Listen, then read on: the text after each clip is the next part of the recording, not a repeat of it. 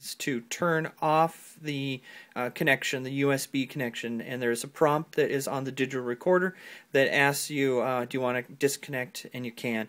If you pull the cable, you'll still be okay, it won't hurt anything, but for the digital recorder to continue, you have to go through that step. On the Associate Pastor computer, I've organized everything like all in our other computers.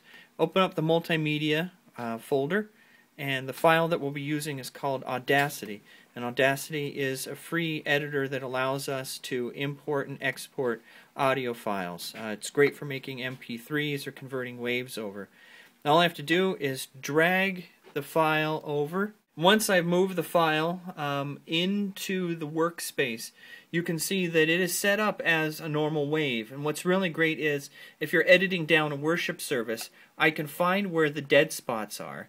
Like here in this little sample, I have about 6 seconds of silence, and then highlight it and just hit delete.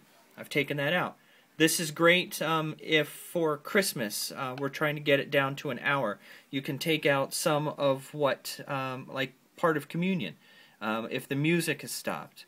You can take out the pauses in between readings. You can take out some of the pauses during prayers or passing of the peace. Now I have edited this sound file down. If I want to, I can listen to it, and I'll just click in it, hit play. Watching the sample, and input A is moving up and down. The one for that channel is moving up and down. I can hit stop, and then I can move on to the next steps. In the next step, we'll take the WAV file that we've just edited and export it to an MP3. The MP3 we can put on a memory stick and bring directly to the radio station. You can make a CD using any program like Winamp, Windows Media Player, or Apple's iTunes. Then or you can also select to update it as a podcast, and you can put those directly up on our website from here. So I've edited the file. I go up here to File, and I say Export as MP3. It's a very easy process. Give the track a name, and I like tracks to be descriptive. This name, usually we use the date or Christmas service or the name of the family for the funeral. This one I'll just keep as track 001, and if I hit save, it's going to quickly move to another window. You can select what genre it is, and usually for worship services I've said that it is speech or spoken word. Feeling fun today, we're going to call that folk. You don't have to do this step. It just is a standard that comes up. You can give the track a title, artist, and album info. You don't have to. These are the MP3 tags.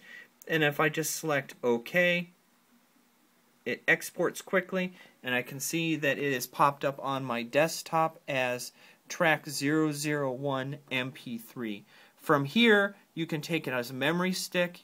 You can open up iTunes and make a CD, or you can open up Squarespace and export it directly as a file with a link that people can listen to. We can do that every week. If you have questions about Squarespace, give me a call.